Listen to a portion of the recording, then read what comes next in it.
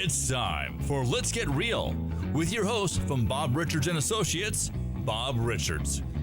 Bob, how you doing today? Michael, I'm great.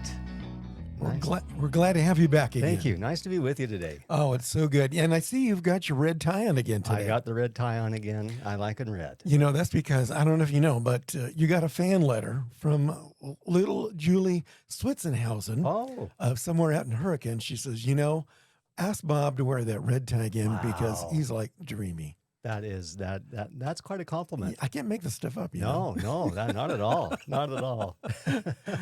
Oh, we had a great show last week and we were talking about interest rates. And today we have the show of all shows. The show of all shows. The one that's totally awesome and ready to rock and roll. Awesome. Yes, sir. The one that holds everyone's interest. Everyone's interest. Property taxes. Yes, sir. So we're going to talk about property taxes today. So this is not my big forte. But I know that there's a difference between calendar versus fiscal year calculation of property taxes. So take it away. All right. So we're not talking about anything income tax. This is strictly about property tax. So this would be with regards to your real estate holdings that you have, whether it be a residence, land, commercial building, duplex, fourplex, anything that would be considered taxable by an entity such as here in our area, Washington County. We have certain rates that are given to us depending upon where we live, but the difference in the taxable rate is minuscule. So if I live in Hurricane or I live in Ivins, it's pretty much the same. It's within a couple of hot dogs and a Coke over at Costco. So it's about the same. I know. Which we're still having lunch right now, don't you think? Yeah, I agree. And so the fiscal year and the calendar year here in Utah, we are under a fiscal year of January until the end of December, but we have taxes due on November 30th, and that is for this current year. So you can it's a little bit of a modge podge between, I say a mixture between a fiscal year and a calendar year, because it does run from January 1st till the end of the year, but due on November 30th. So, and that's again for that calendar year that we're in, not where we're going to in the new year or the year behind us. It's in the year that we're actually in right now. So how does Utah compare to other states as it pertains to property taxes? Because there's a lot of people like me who have relocated here from quote unquote other states. And what's the difference between other states and Utah as it comes to property taxes? We're very affordable. We quote prices of taxes on certain homes to people, and many of them do like a double take. They can't believe it, and they're like, "Is that per quarter?" No, that's for the whole year. And they want to look at it. They're like, "Really? That's a whole?" I said, "Yeah, that's for a whole year here in Utah." Wow. And so they're shocked because of what they're paying at these other outside ... states, and finding that, hey, this is very affordable for us. It's great for our budget. It's great for our lifestyle, great for our future. Let's go to Utah. And so we're happy to be able to provide that to them. And thank goodness our legislatures up in Salt Lake have been very sensitive to property tax rates. You and I certainly want to pay our fair share. We don't want to pay more than we have to, but we want to make sure that what we're paying for, we're getting services and benefits from as well. Yeah. So, Bob, I want you to double take me right now. Give me an example of these low property tax rates here in Utah. So I calculated a few with people that I've worked with over the last year from California. Oh, yeah, we're not supposed to mention that. And Oregon and Washington. And other states. Yeah, other states. And I would show them the property, and I'd tell them the tax rate and actually how much the taxes are for that particular property. They would then calculate it and show me what it would be in one of those other states. And it is 4 to 5, almost 6 times more than what they were paying here or would be paying here in Utah. So not just a few $100s or $1,000, it's like tens of thousands of dollars difference in comparison to what they're moving from to Utah. So it's far more affordable. It is. In Utah, 4 times or more? Or more. Oh my gosh. Yeah. So a 3,000 could end up being 12,000 very quickly. Oh my gosh. If they stayed there. Yeah. So they could reduce it from 12,000 to 3,000. Yeah, that's a good savings. That is a good savings. So Bob, let me ask you this. Is there a difference in property tax rates if I have like my primary residence versus a secondary residence or an investment property or a rental property or vacation property, are those all taxed a little bit differently? They actually are, Michael. This is something that's very interesting in the state of Utah and certainly for Washington County. You have a primary tax rate in which you are, if you are living in that residence full time, that you are given the primary tax exemption.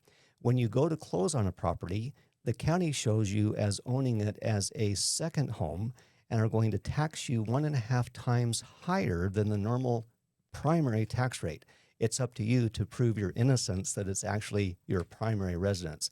So you avoid that 1.5 times the rate. So that $3,000 rate or price of taxes now isn't $5,000 and some change because the county says you don't live there full time. You got to prove to them that you do. And there's forms and ways of doing that, filling out things online in which to prove to them that that's your primary residence. The second one is the rental property. Now, this is somebody that is leasing a home or a property for 6 months or longer. The property owner / landlord would normally be charged 1.5 times the tax rate because they're not living in there. Well, right. The county has decided to make sure that those rental properties who are occupied by tenants who are using gas money, food money, restaurant money, movie money, whatever it might be, while living here, and they're giving the landlord the primary tax rate even though it's a rental property. Now, next one, vacation rentals. Totally different story. Those people are only here for a few days, so they're not really actively participating into our bottom line. Yeah, they might get a tank of gas. They may go to Black Pear. They may, go see a show, but not as significant as somebody that's going to be here for a longer term. So the investor / vacation rental owner, they're now charged 1.5 times the normal tax rate as their property tax. And then lastly is the second home owner. This is somebody from outside the area, typically that's 50 miles or longer away from the southern Utah or Washington County area, that just use their residence here as a second getaway. We call them the snowbirds, but it doesn't have to be always in the wintertime. So those that come down for a long weekend or for a holiday or maybe a couple of months out of the winter here, they're going to be charged, absolutely going to be charged 1.5 times the normal tax rate. They're filing their taxes in some other county or some other state. And as a result of that, that gives Washington County the knowledge that they are using it not primarily, but as a secondary residence. And so they're charged more money. So I want to ask you a question. I need some clarification here. So let's say, okay, so I own a home and I'm paying my regular property taxes, but I also own a rental. And I've got somebody who signed a year lease on the rental thing. I'm not going to be charged 1.5 times the normal property tax rate. I'm going to be charged the same rate as if I was living there because it's a rental and it's more than 6 months. Is that correct? That's 100% correct, yes. Okay. That's, in the other state, that was different. I bet it was. Yeah, that was way different. So that's a really good thing to know. Wow. So, but if I own like a vacation rental, if I'm doing a B&B, Airbnb or VRBO, that's going to be 1.5 times. It is. And if it's just straight investment property or second home because I'm a snowbird, 1.5 times. Right. There's no way you can dispute that on a second home. They've got you, so to speak. And so you're going to be paying that 1.5 times, and they're very good at finding out if you're there full-time or if you're there sometime, part-time, or otherwise, and charge you accordingly. Okay, so when is my taxable value calculated? Yeah, right around the corner for us as we're finishing up 2022. We're into December. The first week of January is when the Washington County assessor assesses each and every property here within the Washington County area. Now, they don't go and see every house and every lot and every building in a week's time, but they do reassess the valuation that it has been versus January of 2022. And then as we get into the summer months, then they send out their proposed tax rate and fee for that particular property that's due by the end of November. This is a preliminary number. This is something that they haven't necessarily approved yet with the county commission or city councils of the various cities. So it's kind of here's what we're thinking, John Q. Public. What do you think? And you have the ability as a homeowner, Michael, to actually have a voice in this. You're not having to be hogtied and saying, well, I've got to pay that. I cannot dispute that. You can dispute it. What we do as realtors, I think a few of us, there's probably 5 or 6 that do this. We provide people with comparable sales in the last few months of that calendar year, not necessarily January, but we look for that first of all. The assessor assesses them at the first part of every calendar year. So let's look at now the summer months of 2023. And the assessor says, Michael, we think your home is worth X amount of dollars, and we think that the property tax then should be this amount. You're saying, whoa, hey, that's not even close to what I thought. That's way over the top. Way over the top. Yeah. And again, we want to be fair. And thankfully, the county wants to be fair with us. And so they give us a voice to say, Mr. Seller, Mrs. Seller, whoever the property owner is, you have the right to dispute your tax amount that we're thinking. And here's what we need. We need 3 comparables from January of that calendar year. So rewind now from July, August of 2023 to January 2023. And they are saying, find us comps that dispute that value that we assessed it for back in the early part of that calendar year. Now, we as realtors, there's about 5 or 6 of us that do this out of 2,000 agents. We provide those comparables to our clients. I do that exclusively, and I look for anything that's going to find a rate or a sales price that's going to be in the favor of the homeowner. That way they can actually take that information to what they call a Board of Equalization meeting and dispute that rate and that pricing with the board member. That board member then assesses whether or not any of those comparables actually apply. And if so, then he'll reduce the rate. They won't increase it. They won't say, oh, well, we really should be charging you this. They'll either say, no, this is the value, or we will make an adjustment downward. So it's a no-lose situation. It's a no-lose. Takes a few minutes, you can dispute it. Worthwhile. So on the comps, let's say that you go out and you find 3 comps. Does the assessor take into consideration, like, okay, this one has 200 more square feet, this one has a pool, and this versus the subject property that does not, and this one has some upgrades that could be like maybe a kitchen remodel or something like that. Do they take those factors into consideration, almost like what an appraiser would do, and then kind of adjust the comparables accordingly? Not quite. None of the assessors on the assessor team has ever been in my house. So they don't know what my kitchen looks like, if it's been remodeled or not.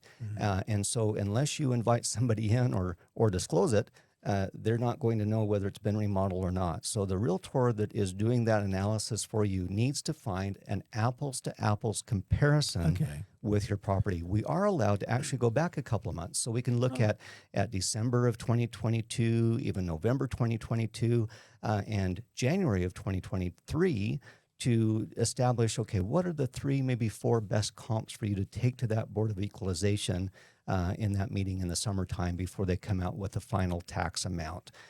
Even just this last year, Michael, just a couple, 3 months ago, we saved a total of $113,000 total for our clients that asked us for those comparable properties to go in and have their properties reassessed. So that was a good amount. Not our highest. We've actually been as high as $163,000, but we definitely went out to save our clients money, and they were able to get lower rates. Bob, I think that's incredible that number one, you offer that service, and number 2, you've been so successful in saving over $160,000 in property taxes for your clients that you work with. I think that's amazing. Thank you. I think that's a great reason to call you. I would hope so. The assessor knows me, and those that are on their team know me very, very well. And not another thing from Bob Richards. We're gonna have to work because we have to readjust now for the person sitting in front of us that has this report from Bob Richards at Berkshire Hathaway, and it's like, yeah, absolutely. We want you to do your homework. We want you to be fair. And we want to be fair to you, and we want you to be fair to our client or the taxpayer. Absolutely. That's great.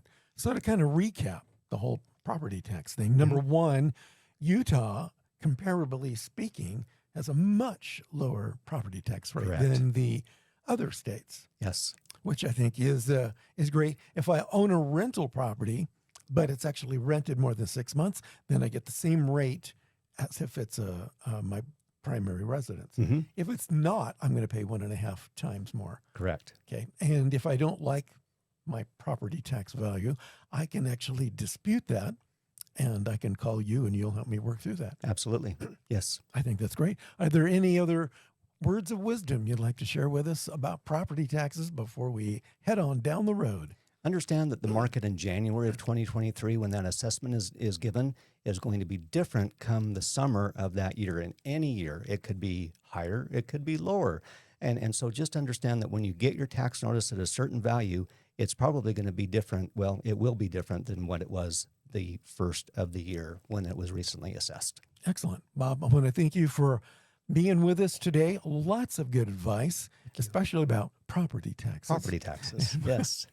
We'll see you again next time when we'll have Bob Richards from Bob Richards and Associates, representing Berkshire Hathaway right here in Southern Utah and St. George. You take care, Bob. Thanks, Michael.